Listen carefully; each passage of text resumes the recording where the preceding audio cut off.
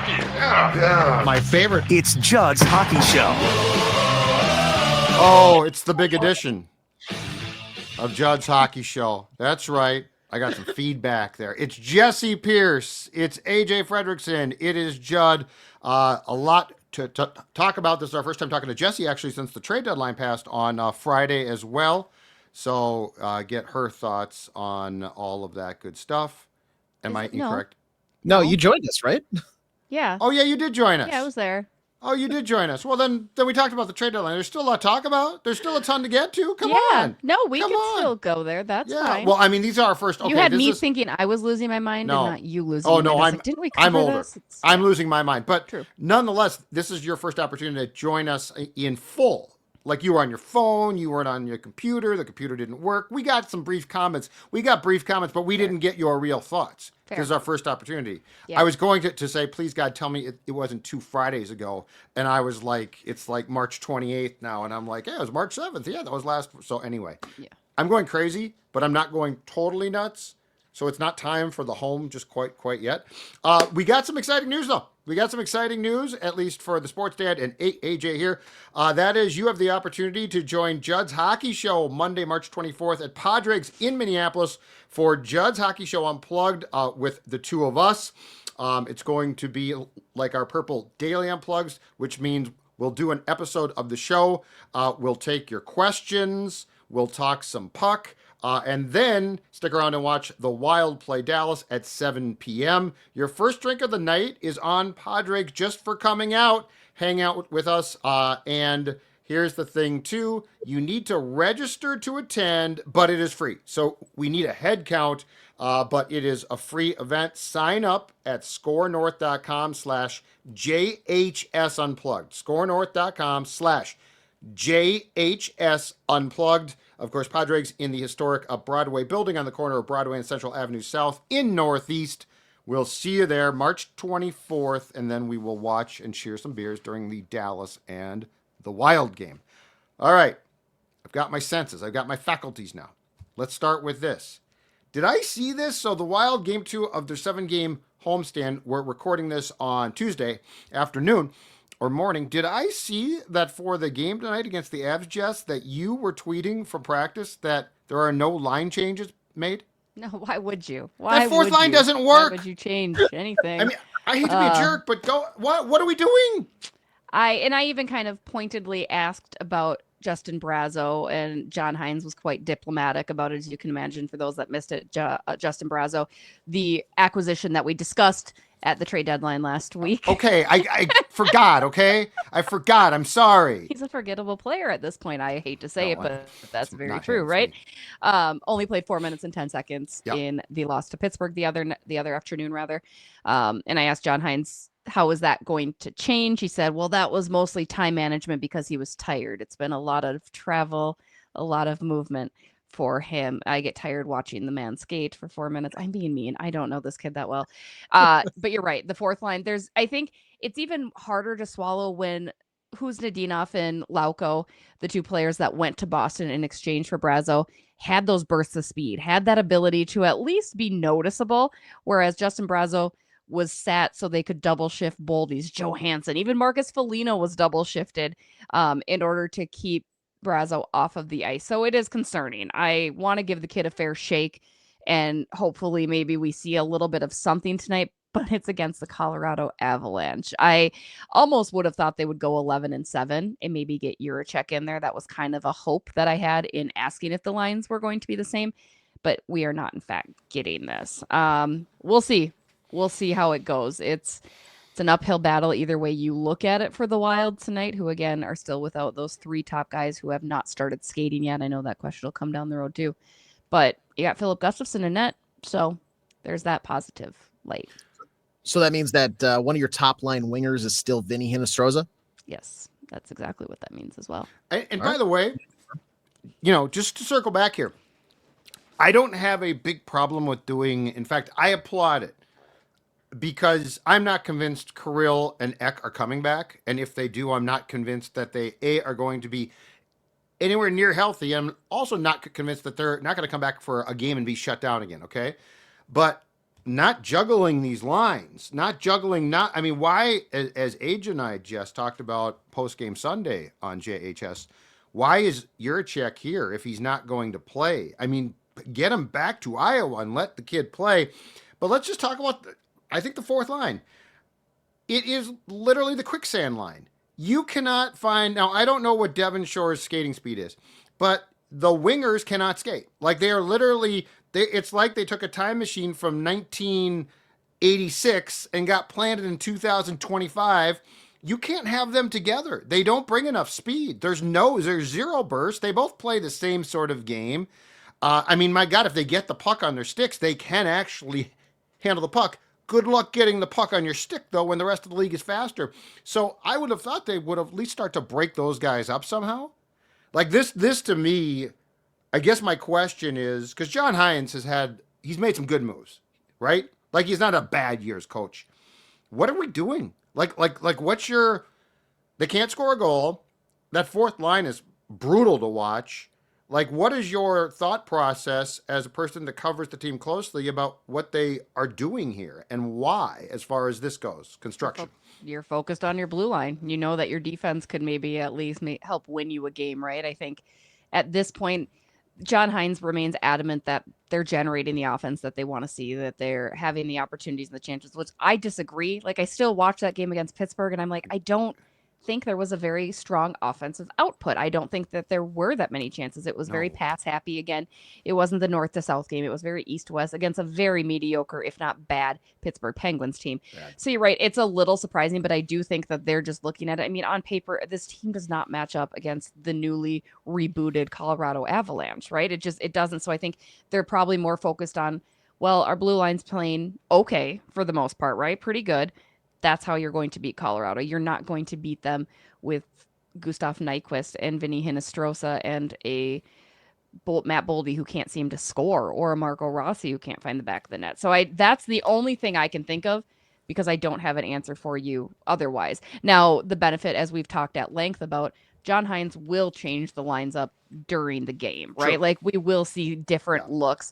It's just how he's going to start is what it looks like. It'll be the same.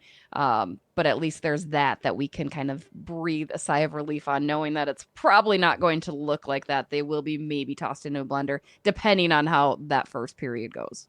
Age, go ahead. Sorry, I was ranting about the No, you're fine. I get very worked up about things. Sorry.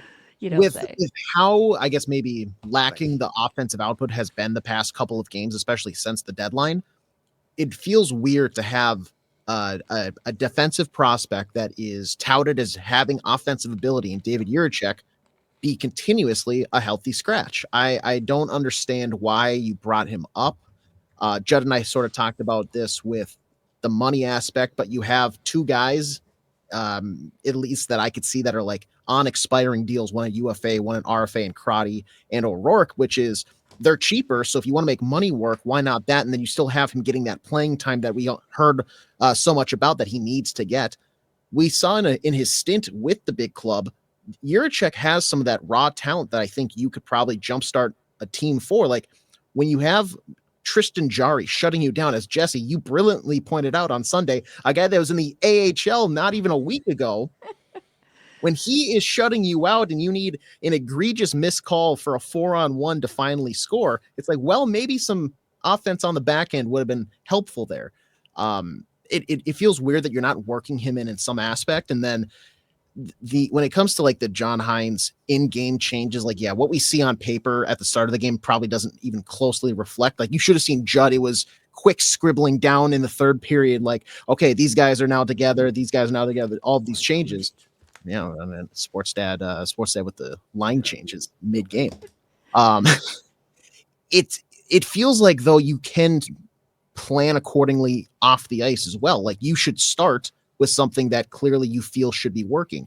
What did you see last game, late in the game, that maybe generated offense to where now you can build off that for the coming like opening face-off? It feels weird to just go back to what you saw not working against a Tristan Jarry, against a Penguins team, which I'm not going to say has given up, because you still have Malkin, you still have Crosby, Carlson, who despite multiple turnovers was generating offense at times.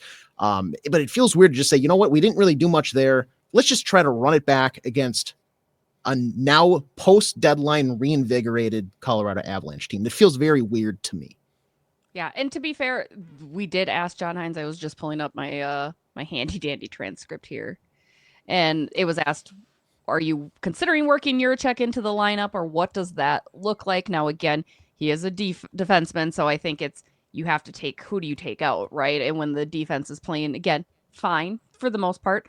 What do you do there? And all Hines kind of would say was, "We're cognizant. We're waiting for an opportunity to present itself." That's what he said. Well, not being able to score goals, to what Age just said about the fact that Juracek brings some offensive capability, would seem to be an opportunity presenting itself. So, post game, Jess, Age and I weren't downstairs on Sunday because we did a podcast right after. But tell me this: the quotes I read seem to reflect like, well, we're not scoring now. We're gonna have to play better defense, but eventually the goals will come. But as you listen to the Hines talk and the players talk, did you sense that they were being sincere and they really feel that? Because I guess my question is, at this point, without Kirill, it's been a pretty extended. You just don't score goals.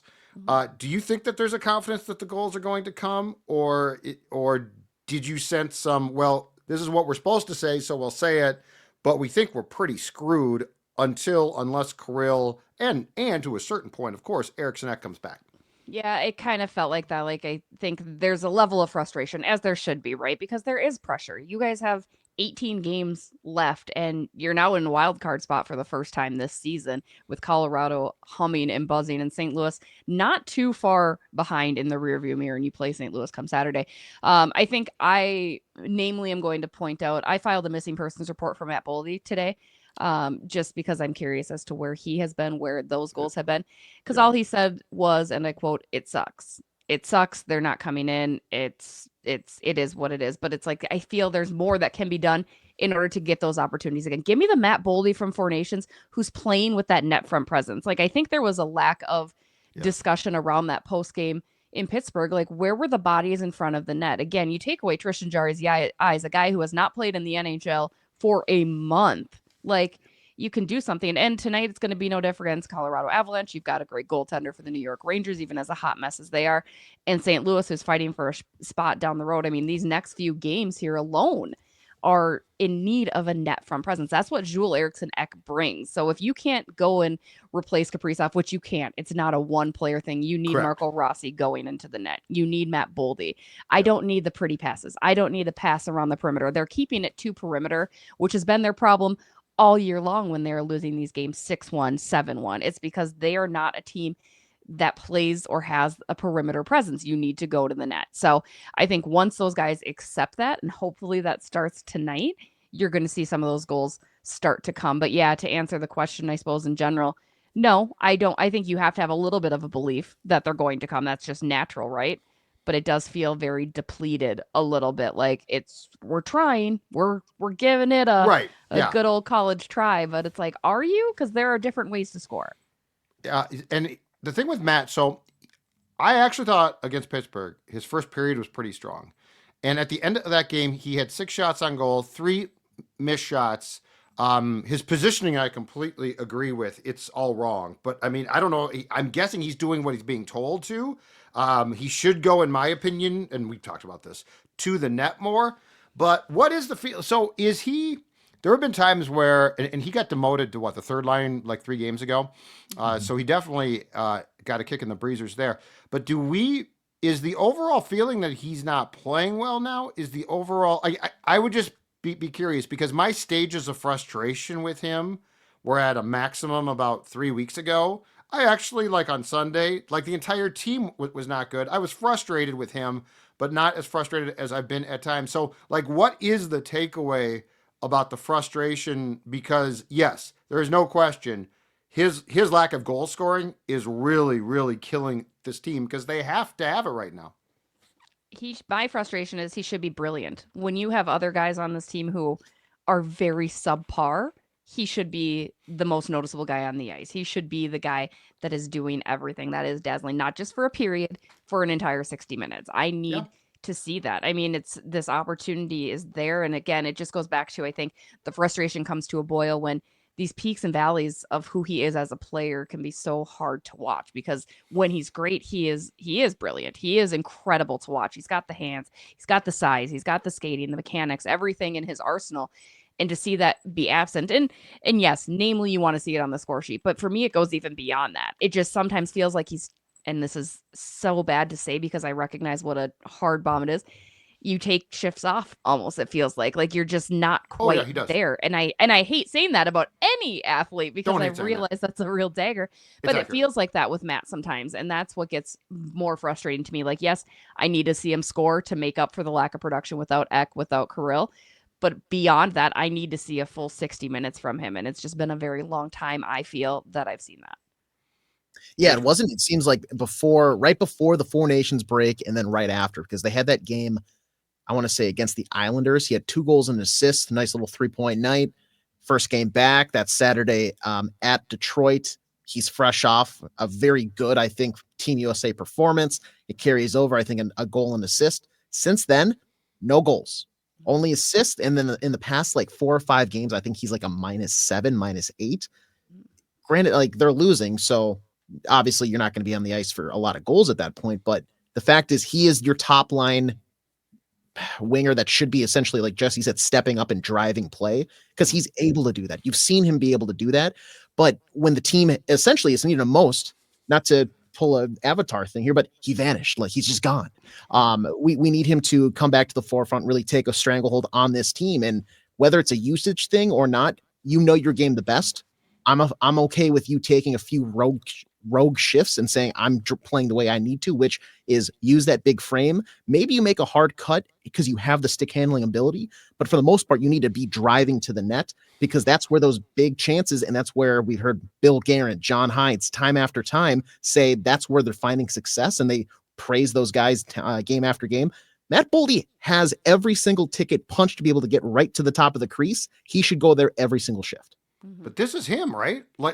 Unfortunately, and it frustrates me because he is a very talented player, but this is him. Like, when's the last time that you saw a 20-game stretch where it was like every night he brings it? I don't remember now. And this is the path that we went down with the less talented Jordan Greenway, with Charlie Coyle, who in a lot of ways is a parallel as far as a big guy goes. And he was Charlie was a good player too. And it just feels like that Boldy, unfortunately, is pulling the same crap, which is, I'm here for a game, and now I'm going to show you. I love those games. I'm going to show you all what I can do. Okay, great. Do it again and again and again. Well, no, I can't do that. The other thing is, and there's no doubt in my mind, and I will bang the drum as long as I live on this, you guys. You look at the Four Nations players, Brock Faber and Boldy. Now, Boldy's in and out a lot, and so I think that's just him, which is not good. Brock Faber's not the same player. Being beaten to pucks he didn't get. He's been beaten for empty net goals to a puck by Sidney Crosby, who, I'm sorry, could be his father. And like 2 games ago, he got beaten again. And I mean, that kid can skate. He is worn down. He is worn down to a nub. So congratulations. I hope you're all happy. 2nd place finish. Yeah, way to go. I also have done some insighting and have been told that this is likely to come up, that they're going to try to get the World Cup, that there will be a hue and cry to get the World Cup pushed to the summer/fall.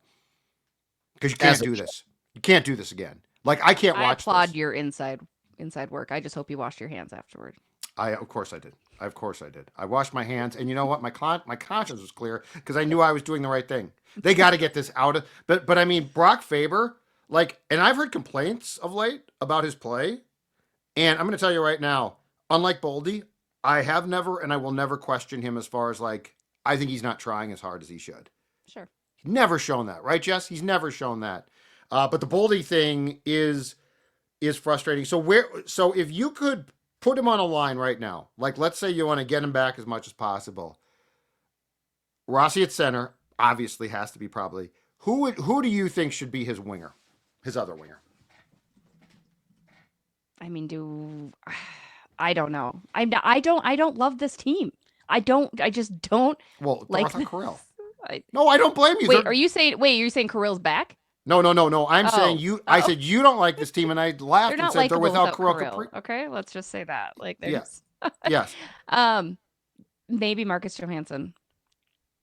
Really? See, I would put Zuccarello back. I don't know. I don't know. I really don't know. I am just kind of at a loss, right? Because I still do believe I like the depth that you can create, right? The problem is depth doesn't do anything if you don't even have one line that can create or do anything, right? So I understand that sentiment, but for some reason I just feel like maybe there's still a little bit of that lightning in the bottle. Maybe we can shake it loose if we just zing. I don't know. Stop it. Just stop it with Johansson. He pulled that crap again on Sunday. He goes to the net and gets moved like he is a piece of paper. He literally just got moved. Like the puck's right there. And the guy just came in and pushed him a little bit and he Would you be more accepting of Gustav Nyquist? With Boldy? Yes. Mm-hmm. Yes. If I was to rank him right now, I would go Zuccarello. Because you're right, like I'm with you. If Kaprizov is playing and Ek is playing, I agree with sort of splitting up the parts a little bit because I feel like you can create a top six then that the top six can score. But right now they can't score a damn goal. So if I was to rank them, I would go Zuccarello 1, Gustav Nyquist 2. I mean, I would actually demote Johansson and move up a slow guy. Just because one, I can't stand JoJo, and two, because you cannot have two wingers that can't skate together. Like at least give somebody a chance to do something. But yeah, I think I would go Zuccarello if I could. Zuccarello and Boldy on the wings with Rossi, and just say let's see if you guys can score. I'll give you a lot of time. Yeah, that feels like the go-to line. The only thing that I would say is like if he's going to be the guy that sits on the perimeter, you got to have somebody on the opposite of him who's willing to drive to the net. And I don't think that's Matt Zuccarello. It's not Matt Zuccarello. He has told us he will not do that again ever since he got hit in the nads. Right? And you know what? Honestly, you make a lot of money. I don't blame him. That looked like it hurt a lot. The other time he said he got hit in the head and was concussed for like a month. So that's why he's not doing it anymore. Wait, though. If you do that though, Boldy is my net front guy. But the usage that we're seeing doesn't suggest that he's. Oh no, I'm changing it. Oh no. I am saying I'm saying Boldy. I'm signing him up for the Zuki special. I don't care if he gets hit in the cup. It's not my problem. He's paid millions. He's paid 49 sheets over 7 years. His personal life is not my issue. No, he's going to the net in my world. Well, then here's what you would have to do then is tell Matt Zuccarello, look, we're going to put you back on the top line. We're going to have you here with Boldy and Rossi, but you have to god dang shoot the puck. Yes. I cannot watch you leave it off for Bogo at the top to throw a flimsy wrist shot in a different area code wide of the net. Throw the puck. Like, we know you can shoot. You have that extra stick for leverage. Put it on net because Boldy's going to, in Judd's world, go there. We know he has the hand-eye to then tip one in, and then the greasy goes out front. He's big enough to hold his ground and shovel one home. You have to shoot the puck. That would be the biggest thing, because right now that's my only problem with that pairing of wings, which is neither guy wants to go to the net, and then two, if it is going to be Boldy, Zuccarello is going to just like, okay, well, let's cycle it down lower. Hey, let's chip it up back at the top. Shoot the puck.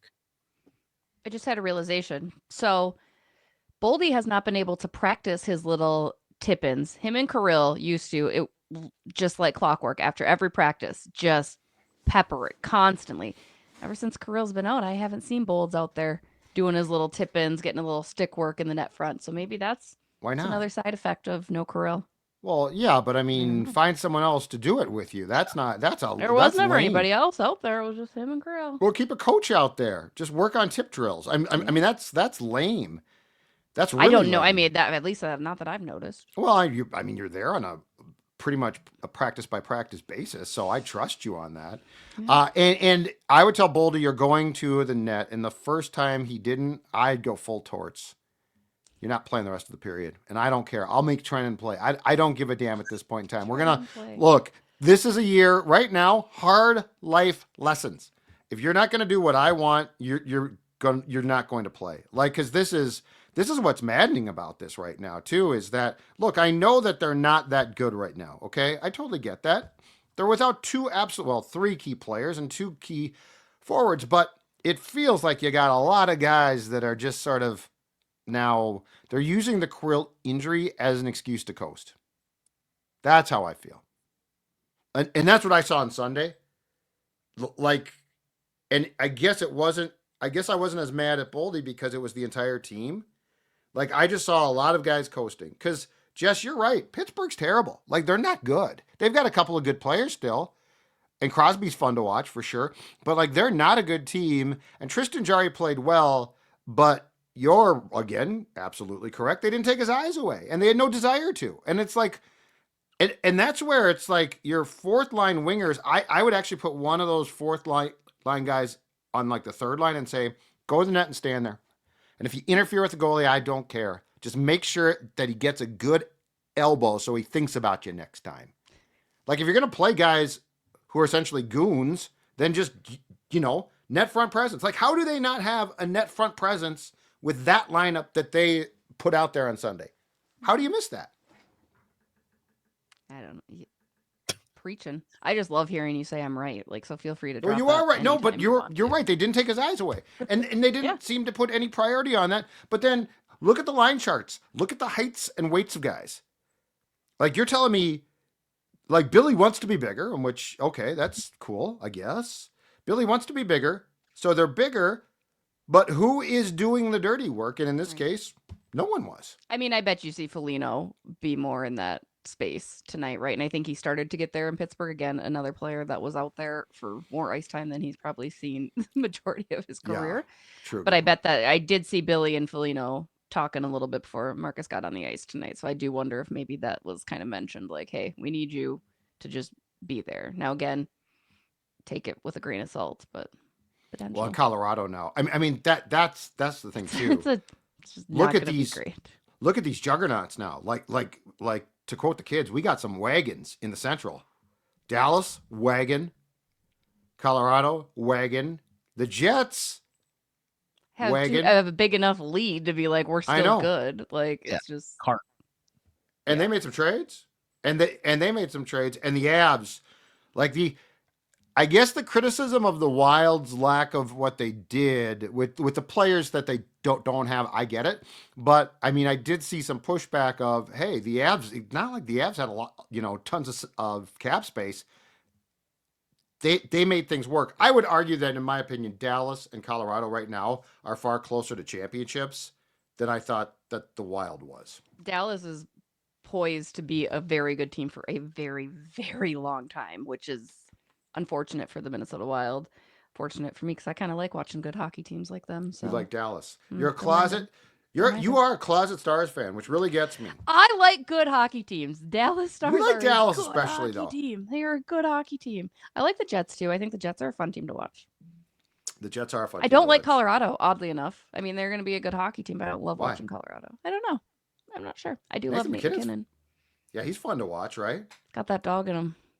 I was gonna say he's fun. He's fun. But the deadline, like I do think that there's clarity now, which is the Jets are gonna be first, I think, for sure, right? Dallas probably second, Colorado third. I think the Wild still has a very good chance, unless they just completely come unglued, of being a wild card. But I think if you put them at the wild card, right? Let's talk about that, boys. I don't hate that position. First of all, I thought that's what they were going to do, right? Like, sorry to steal that thunder, but that's what, like, good. Don't play against the really good teams in the Central. Like, go ahead and they're not bad against Edmonton. I mean, yes, you look at some of those scores, the Wild could hang with Edmonton. If they have Kaprizov back playing well and Ek, then yes. If they don't, they're probably just screwed. But I will say this, is this finally, and it's been talked about, it's been debated in the media for a long time, but is this finally the year that the league, because it looks like it's going to be Dallas and Colorado first round. Mm-hmm. And I mean, those are two teams right now that are both, Stanley Cup, if not favorites, certainly talked about. Is this finally going to be the year that the league looks at this and says, we can't have those two teams? And like, we've seen this before, and Bettman still likes it, but my God, that should not be a first round matchup. I hope so. Because that's two amazing teams, wagons, to quote you, quoting younger, I guess. Kids say that wagon, but like that deserves to be for a higher stakes matchup, for a chance to go to the conference final, for a chance to potentially go to the Stanley Cup final. I don't want to see that just because you want to orchestrate some sort of in-season rivalry where it's like, hey, I know you guys just battled it out for the playoff spot, but guess what? Now you're going to battle it out in the first round, and we have all these other games going on. Meanwhile, the Oilers and Kings, if the season ended right now, they're going to play again. Amazing. Thank God for the 7th time in 8 years we get to see the Oilers host the Kings in the first round of the playoffs. Oh boy. It feels like it just disincentives. I don't know. It doesn't incentivize. Disincentivizes. Thank you. That word. It doesn't do that for teams to actually play better. If you're not getting that first spot in your division, it's like, well, we kind of know where we're going to be. It frankly, right now, it almost incentivizes the Wild to fall out of those 2 spots because you don't want to play either the Stars or the Avs. I think they probably would take their chances if they hold the 1 wild card to go to play Vegas in the first round. I mean, not that Vegas is any slouch. That's also a very, very good team, but I think they probably match up better against them in a sense. Like you could argue in a blue moon, they might be able to win that matchup compared to the Stars and Avs. I don't know. It feels like there has to be a conversation where I understand Gary Bettman wanted something to be a certain way. Just say you were wrong. Be like Jessi and admit how wrong you were, or the opposite. Admit how, with Jessi being right all the time. Yeah, that's what she takes credit for that. Gary should take credit for being wrong. Yes, exactly. That's what I wanted to say. That is fair. I mean, it's partially because the parity in those divisions are not there. Like this happens with the Central all the time, right? And I think the Metro usually has your really good teams too out east, and it's like, well, this stinks to have to watch those Goliaths go against each other. Yeah. But I don't know. When Gary steps down, I think we're gonna have 2 things quickly from a new commissioner. Okay, one, I think this gets fixed, and when they went to this idea, I liked it because I thought the division thing would rekindle, and I was just wrong. Like it didn't. Like you don't. Unless you play a team in the playoffs continually, you don't hate them. And so it's like, I don't know. It didn't work. And the matchups in the first round are either A, too frequent, or B, they're just too good for the first round. The other thing I think is we're going to go to some form of what the NBA does with a play-in tournament. Mm-hmm. Like I think the playoffs are expanding. Gary wants no part, and I guess good for him because he's drawing a line. But I think we're looking at, especially for the next TV contract, I think we're looking at playoff expansion, which I used to hate the idea, but I think if you do it right, I think it does. I mean, it attracts probably more fans because it's not, if you're a Blues fan now, it's like, I don't know, they might make the playoffs. I don't know. But if you put them in to a playoff system, like a game or something like that, I think it at least keeps some of the fan bases of the teams that are out of it engaged a little bit, Jessi. Yeah, no, that's fair. I just want to see, a player crying on the bench for winning a play-in game, right? And just being so emotional, so overcome. Pat Bev? We did it. We won. We won. When he was waving the towel on the scorer's table, he ripped his jersey off and he's waving and he throws in the crowd. They just won the whole thing. Hey, it's a play-in. It was a big deal, especially for the see if it's a bad team. I'm with Charles on that one. I'm with Charles Barkley on that one. Like they just acted like they won the entire thing. It was funny. It was. Hey, it's gorgeous outside, Jessi Pierce. It is time to hit the golf course. So how can people get their games in shape so that they look good and not so rusty once they do? You best be getting that game in shape because, yes, golf season right around the corner, probably sooner than later for the Minnesota Wild. But Swing Lab right now is also offering food and beverage when you're working on your game, getting to that elite status. Play some simulator golf, grab a beer, grab a bucket, if you will, and even some pizza. They'll be offering lunch specials, happy hour on weekdays, which will run from 3 to 6 p.m. with $3 domestics, $4 seltzers, and again, a bucket of beers, 5 beers for $25. Can't go wrong because beer, golf, food goes hand in hand. Swing Lab Performance Golf. Get your game ready for the greens this summer. And again, don't forget, join us for Judd's Hockey Show Unplugged, Monday, March 24th at Padregs.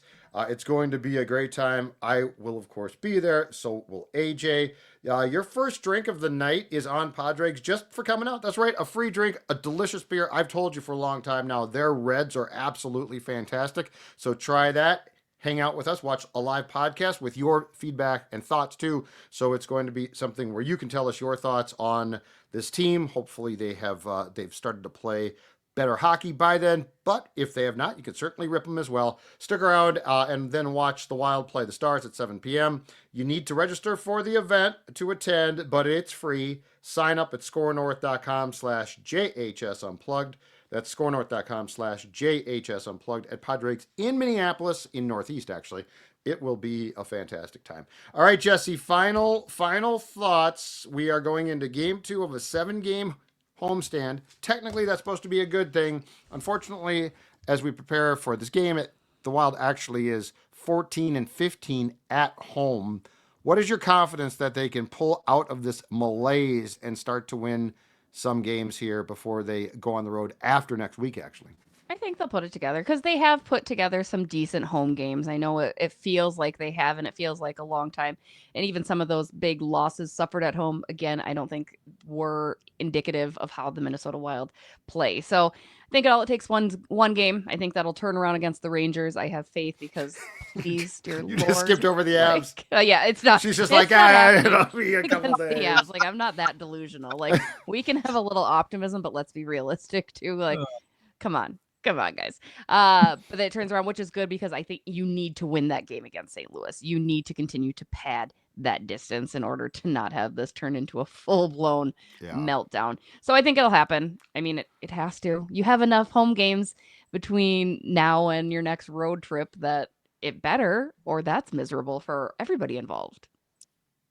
AJ, what do you think? House otherwise, right? Like, get out of the house, go stay at the St. Paul Hotel. Yeah, and when you look exactly right. Yes. When you look at the opponents too that they have after tonight, at home against Rangers, at home against Blues, at home against Kings. Kings are obviously a playoff team, but I don't think they're as much of a juggernaut as the Avalanche are tonight.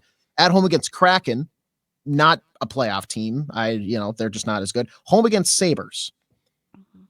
I think you're asking for, excluding tonight, so that's 1, 2, 3, 4, 5 games.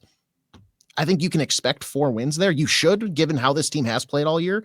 In reality, you're probably going to get 2 plus like an overtime loss with how their current form is, but 4 wins should not be like asking for the moon, asking for the stars. Those are bad hockey clubs for the most part, minus LA. So it's if they're going to refine their footing for this like final stretch of 20 some games heading into the playoffs, this is the time. You have the entire month of March essentially at home on your home ice. This is now the time to finally say, all right, we're going to make use of that home ice advantage and win some damn hockey games. Quick straw poll. Jessi, do the Wild make the playoffs? Yes. Age. I think it's going to be closer than people think, but yes. Yeah, right. Yes. I think they do too. I think they do. And my only thing is, if I'm the Avs, I'm having serious thoughts about trying to get the first wild card and get the hell out of third place. So if the Wild would be kind enough to just get hot and pass me, I might appreciate it. And I'm not joking. They won't, but I'm not joking. Right. I don't want that. I don't want that steam. I don't want that heat. You don't want that smoke. Nah, smoke. Yeah, that's smoke. That's I knew that was the Thank you. See, the gas Jessi saved me there. Yep. Are you thinking second wild card or first wild card? I don't think a top 3 spot is in the cards for them anymore. I don't either. I'm thinking, boy, like it would have to be a pretty catastrophic collapse to fall out of the playoff picture completely. I'm thinking first wild card, but I'm having very serious thoughts about it. I'm not saying it with a lot of confidence. That's what I'm thinking as well, would be first wild card. I do say that slim chance has certainly increased to maybe like a 15%, 20. I mean, you're looking quite a bit larger than it was previously. So there is a possibility because, again, all it takes is a couple losses here and a couple wins by St. Louis. Like 7-point difference ain't that much, but I don't think it'll happen. I think they'll get their heads out their butts and figure it out. Only thing I could think of is how much the Flames and Kings like have against each other here the final 20 games, because they're only a point back of them. a point back of the Wild the Kings are. So if they were to slide down, they could be very much right there and dethrone the Wild into the second spot. Yeah. Oh, that's a good point. That's a good point. I think second wild card is I think it's a coin toss probably at this point. Well, Matt Boldy, start to score some damn goals, right? You guys could still score some goals. I mean, we're not looking for a lot of goals, just some goals, more than 2 preferably. All right, Jessi Pierce, AJ Fredrickson, the Sports Dad Judd, Judd's Hockey Show. We'll see you soon.